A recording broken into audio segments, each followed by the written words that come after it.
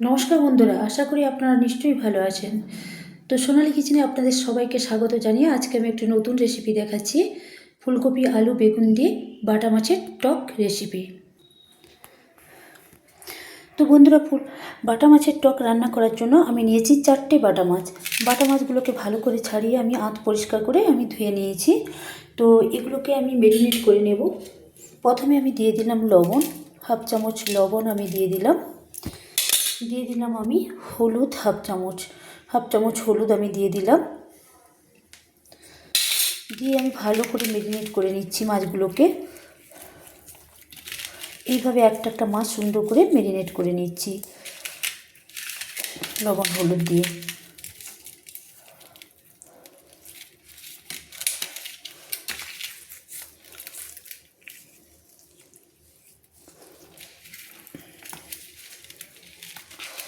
এইভাবে উল্টে পাল্টে আমি মেরিনেট করে নিচ্ছি।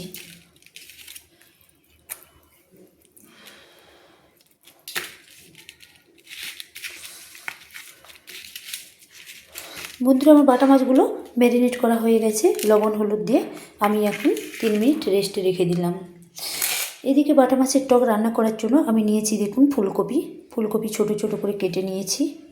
ফুলকপি আমি কেটে নিয়েছি, কেটে পরিষ্কার করে ধুয়ে নিয়েছি। তো যেহেতু আমি টক রান্না করব সেহেতু ফুলকপিগুলোকে দেখুন আমি এরকম ছোট ছোট করে কেটে নিয়েছি। ছোট ছোট করে ফুলকপিগুলো আমি কেটে নিয়েছি।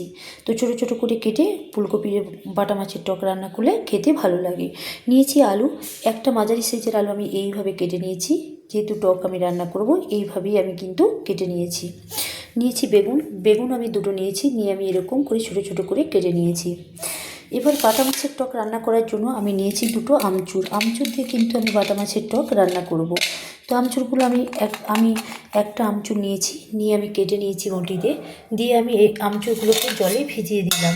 আমচুরগুলোকে জলে ভিজিয়ে রাখতে হবে। তো আমচুরগুলোকে আমি জলে ভিজিয়ে দিলাম। ভিজিয়ে দিলে এর টক জলটা ভালো বেরাবে। নিয়েছি আমি একটা টমেটো কেটে নিয়েছি।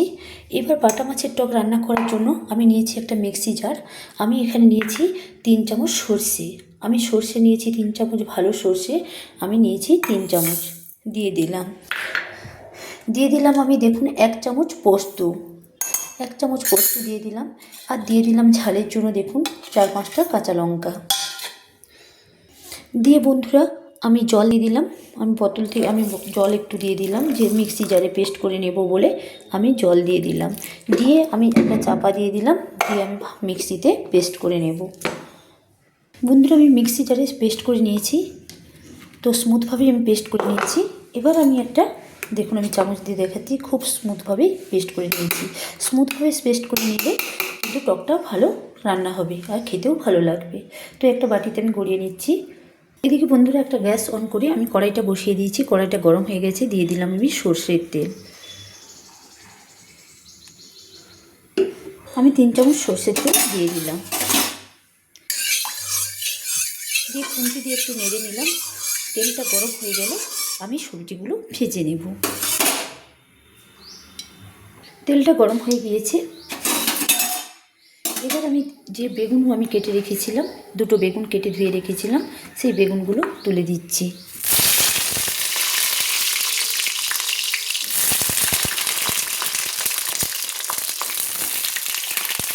দিয়ে দিলাম সামান্য হলুদ,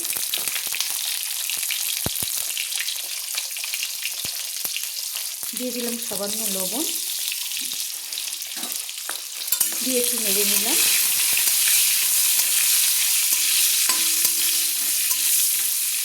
বেগুনগুলো একটু হালকা লাল লাল করে ভেজে নেব।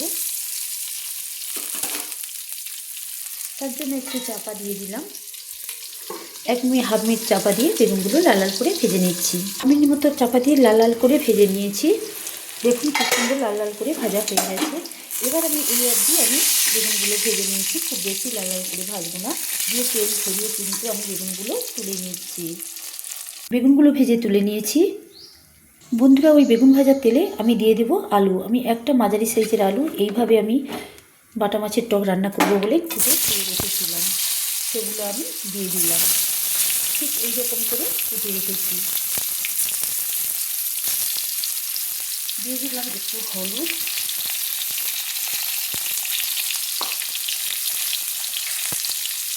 দিয়ে দিলাম একটু লবণ, দিয়ে ভালো করে একটু নেড়ে নিলাম।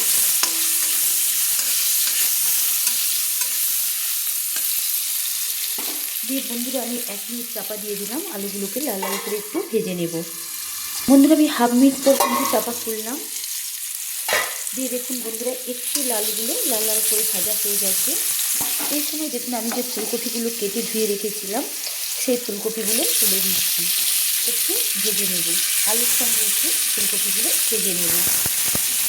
দিয়ে আমি ফুলকপিগুলো একটু নেড়ে নিলাম, আলু আর ফুলকপিগুলো একটু ভেজে নিচ্ছি।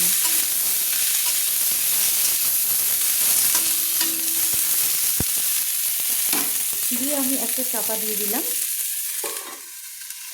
1 মিনিট মতো ভেজে নেব। 1 মিনিট পরেই আমি তুলে নেব। আর ফুলকপিগুলো আমার 1 মিনিট ধরে চাপা দিয়ে ভেজে নিয়েছি লাল লাল করে।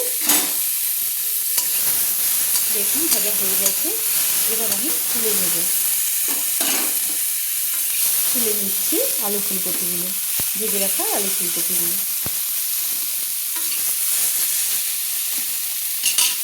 বন্ধুরা বেগুন আলু ফুলকপিগুলো আমি ভেজে নিয়েছি। এবার আমি ম্যারিনেট করা বাটা মাছগুলো আমি নিয়েছি, দিয়ে দিলাম আমি সর্ষের তেল। আলু ফুলকপি ভাজা কড়াইতে আমি দিয়ে দিলাম সর্ষের তেল। তেলটা গরম হচ্ছে, তেলটা বন্ধুরা গরম হয়েছে, তেল থেকে ধোঁয়া ছাড়ছে। এই সময় আমি ম্যারিনেট করা বাটা মাছগুলো তেলের মধ্যে ছেড়ে দিচ্ছি ভেজে নেওয়ার জন্য। একটা একটা করে ছেড়ে দিচ্ছি।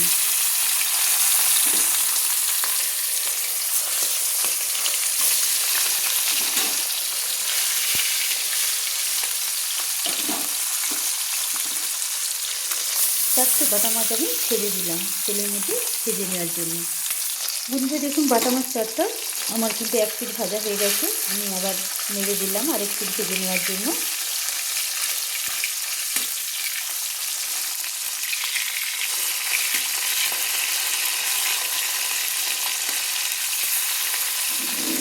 আরেক পিঠ ভাজা হয়ে গেলেই লাল লাল করে আমি তুলে নেব। খুব বেশি ভাজবো না, ভাজলে বাটা মাছের টক খেতে ভালো লাগবে না।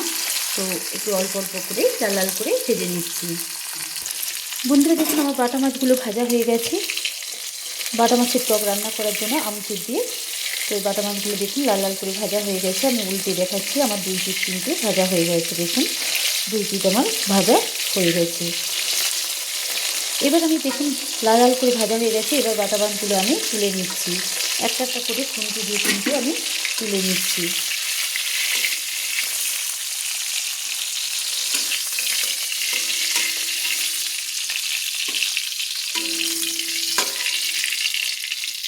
চারটে বাটা মাছ আমি দেখুন কি সুন্দর লাল লাল করে ভেজে তুলে নিয়েছি।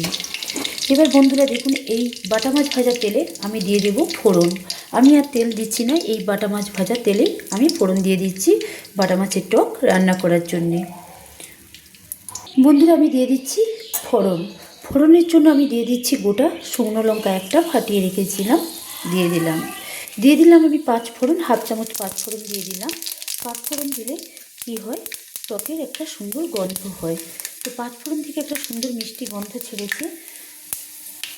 এই সময় আমি দিয়ে দিচ্ছি একটা টমেটো আমি কুচিয়ে রেখেছিলাম, সেই টমেটোটা আমি দিয়ে দিলাম। টমেটোটা একটু তেলে কষিয়ে নিচ্ছি।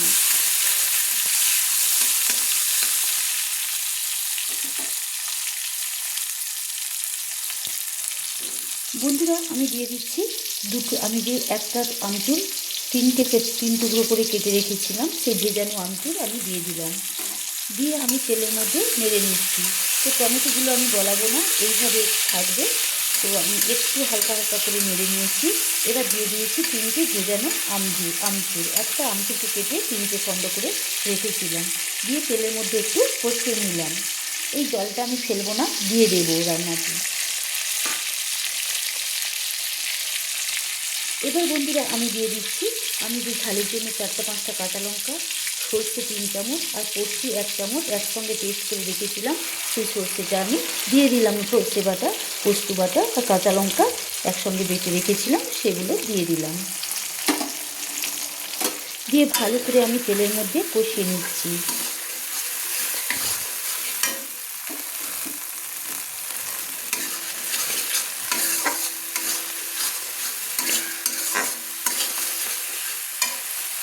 মশলাটা বন্ধুরা আমি কষিয়ে নিচ্ছি। মশলা থেকে যতক্ষণ না তেল ছাড়ছে একটা সুন্দর গন্ধ বেরোচ্ছে ততক্ষণ আমি নেড়ে নেব। এবার বন্ধুরা আমি দিয়ে দিচ্ছি হাফ চামচ হলুদ, দিয়ে দিলাম আমি হাফ চামচ লবণ, দিয়ে ভালো করে আমি মশলাটা কষিয়ে নিচ্ছি।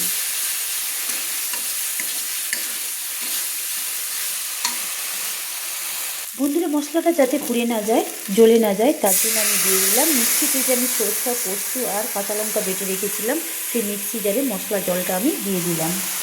দিয়ে ভালো করে আমি কষিয়ে নিচ্ছি।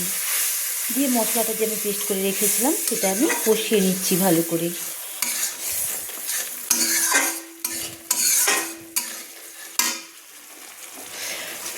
আবারও বলে দিচ্ছি বন্ধুরা, আমি বাটা মাছের টক রান্না করার জন্যে আমচুর দিয়ে বাটা মাছের টক রান্না করার জন্য দিয়েছি ঝালের জন্য 4-5টা কাঁচা লঙ্কা, 1 চামচ পোস্ত, 3 চামচ সর্ষে একসঙ্গে বেটে রেখেছিলাম আমি দিয়ে দিলাম।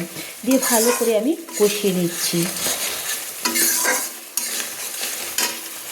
তো বন্ধুরা দেখুন আমার কিন্তু মশলাটা কষানো হয়ে এসছে, মশলা থেকে দেখুন তেল ছাড়ছে। এই সময় আমি দিয়ে দেব আমি যে দেখুন আমচুর ভিজে রেখেছিলাম সেই আমচুরের ভেজানো জলটা আমি এবার দিয়ে দেব। আমার মশলাটা কষানো হয়ে গেছে সুন্দর করে। তো বন্ধুরা আমি যে পোস্ত 1 চামচ দিয়েছিলাম, পোস্তটা দেওয়ার ফলে কিন্তু এই টকের স্বাদটা কিন্তু দ্বিগুণ হয়ে যায়, তাই আমি পোস্ত দিয়েছি। তো বন্ধুরা দিয়ে দিলাম আমি সেই আমচুর ভেজানো টক জলটা আমি দিয়ে দিলাম। দিয়ে ভালো করে খুন্তি দিয়ে নেড়ে নিচ্ছি। এই মশলা জলটা ফুটে উঠলে আমি দিয়ে দেব ভেজে রাখা সবজিগুলো।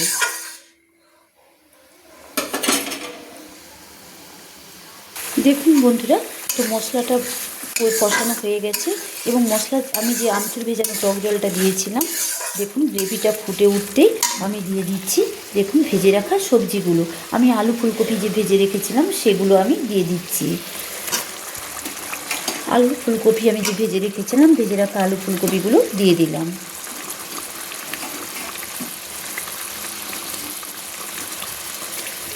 দিয়ে বন্ধুরা ভালো করে আমি একটু মশলার সঙ্গে কষিয়ে নিচ্ছি।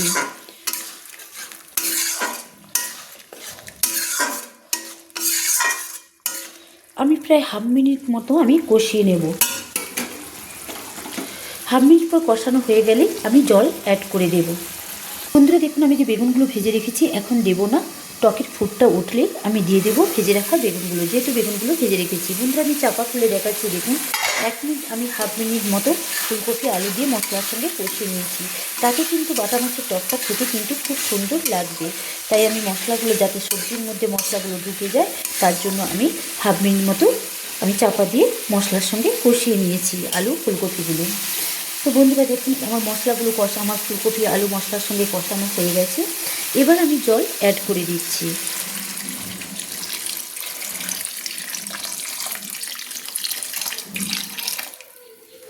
তো বন্ধুরা আমি আমার প্রয়োজন মতো জল অ্যাড করে দিলাম বাটা মাছের টক রান্না করার জন্য সবজি দিয়ে।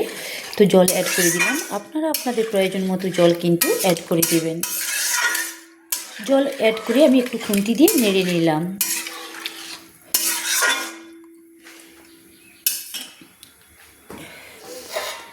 তো বন্ধুরা দেখুন আমি চাপা দিয়ে দিলাম, একটা চাপা দিয়ে দিলাম। আমি প্রায় 5 থেকে 7 মিনিট আমি রান্না করে নেব চাপা দিয়ে। তারপর 5 থেকে 7 মিনিট পর ফিরে এসে দেখাচ্ছি আমার বাটা মাছের টক কেমন রান্না হয়েছে। তো বন্ধুরা ফুট উঠলেই 5 থেকে 7 মিনিট পর আমি ফিরে আসবো। ফুট উঠলেই আমি বাটা মাছগুলো দিয়ে দেব আর ভেজে রাখা বেগুনগুলো দিয়ে দেব। বন্ধুরা 5 মিনিট আমি চাপা দিয়ে রান্না করছি। তো আমি চাপাটা খুলে আমি দেখাচ্ছি, দেখুন আমার টক যে রান্না করছি বাটা মাছের টক কী সুন্দর ফুট উঠেছে।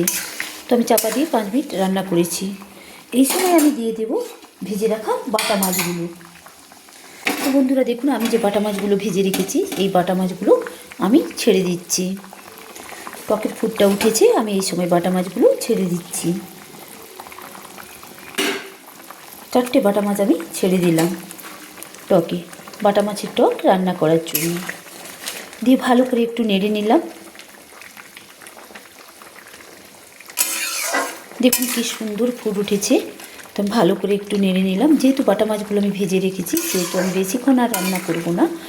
আমি প্রায় 2-3 মিনিট রান্না করার পর আমি দিয়ে দেব ভেজে রাখা বেগুনগুলো।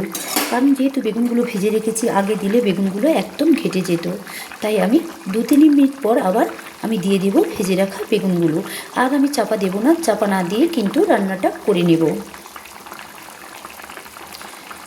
চাপা না দিয়ে রান্নাটা করে নিচ্ছি। বন্ধুরা দেখুন কি সুন্দর টকটা ফুল উঠেছে, দেখুন কি সুন্দর রান্নাটা হচ্ছে। দেখুন সবজি দিয়ে যে বাটা মাছ, আমি বাটা মাছের টক রান্না করছি, দেখুন কি সুন্দর ফুল উঠেছে। এই সময় বন্ধুরা আমি দিয়ে দিচ্ছি ভেজে রাখা বেগুন। দেখুন আমি যে বেগুনগুলো ভেজে রেখেছিলাম আমি দিয়ে দিচ্ছি।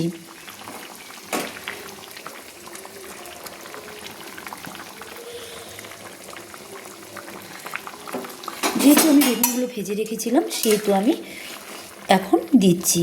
আগে থেকে আর বেগুনগুলো আমি দিলাম না, ঠিক রান্না কমপ্লিট হয়ে আসার সময় কিন্তু আমি বেগুনগুলো দিয়ে দিলাম। বন্ধুরা দেখুন, আর হাফ চামচ আমি লবণ দিয়ে দিলাম। মশলা কষানোর সময় আমি কিন্তু হাফ চামচ লবণ দিয়েছিলাম, এখন আমি হাফ চামচের একটু বেশি লবণ দিয়ে দিলাম, 1 চামচকে একটু কম। এবার বন্ধুরা আমি দিয়ে দিচ্ছি 4টা চেরা কাঁচা লঙ্কা। আমি 4টা কাঁচা লঙ্কা চিড়ে রেখেছিলাম, ধুয়ে রেখেছিলাম, সেই 4টা চেরা কাঁচা লঙ্কা আমি দিয়ে দিলাম। এগুলো আর ঝালের নয়, ঝালের জন্য আমি দিয়েছি 5টা কাঁচা লঙ্কা মশলা যে পেস্ট করেছিলাম। এখন আমি দিলাম 4টা চেরা কাঁচা লঙ্কা জাস্ট ফ্লেভারের জন্য। আমি 4টা কাঁচা লঙ্কা দিয়ে দিলাম, দিয়ে একটু নেড়ে নিলাম। দেখুন বন্ধুরা কি সুন্দর বাটা মাছের টকটা রান্না হচ্ছে দেখুন। তো বাটা মাছের টক রান্না করে গরম ভাতের সঙ্গে কিন্তু বন্ধুরা আপনারা খেতে পারেন, জাস্ট জমে যাবে। তো বন্ধুরা এইভাবে আপনারা সবজি দিয়ে বাটা মাছের টক, আমচুর দিয়ে বাটা মাছের টক রান্না করে গরম ভাতের সঙ্গে খেতে পারেন। তো বন্ধুরা এইভাবে বাটা মাছের টক রান্না করে বাড়িতে রান্না করে খেয়ে গরম ভাতের সঙ্গে খেয়ে আমাকে লাইক কমেন্টস করে অবশ্যই জানাবেন যে আমার বাটা মাছের টক কেমন রান্না হয়েছে। তো বন্ধুরা প্লিজ, যারা নতুন বন্ধু প্লিজ আমার চ্যানেলটা সাবস্ক্রাইব করে দেবেন। তো বন্ধুরা আমার এই বাটা মাছের ভিডিওটা আপনারা দেখবেন এবং প্রত্যেকটা রান্নার ভিডিও আপনারা দেখবেন, তো রিকোয়েস্ট রইল আমার।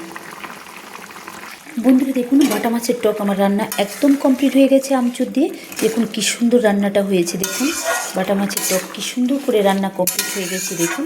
এবার আমি গ্যাসটা অফ করে দেবো বন্ধুরা, গ্যাস অফ করে একটা প্লেটে সার্ভ করে আপনাদের দেখাচ্ছি।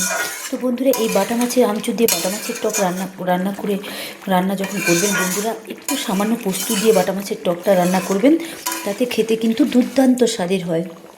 এইভাবে পোস্ত দিয়ে সবজি দিয়ে বাটা মাছের টক রান্না করলে গরম ভাতের সঙ্গে জাস্ট জমে যাবে বন্ধুরা। তো অন্য কোনো রেসিপির আর প্রয়োজন হবে না, এই টক দিয়ে 1 থালা ভাত খাওয়া হয়ে যাবে। তো বন্ধুরা দেখুন কথা বলতে বলতে আমার বাটা মাছের টক রান্না একদম কমপ্লিট হয়ে গেছে। তো আমি দেখুন এই টকের যে রসটা দেখুন এইভাবেই আমি রেখেছি, তাতে খেতে কিন্তু ভালো লাগবে। তো বন্ধুরা এবার আমি গ্যাসটা অফ করে দিচ্ছি। গ্যাসটা অফ করে কড়াইটা গ্যাস থেকে নামিয়ে আমি একটা কাঁচিতে সার্ভ করে আপনাদের দেখাচ্ছি।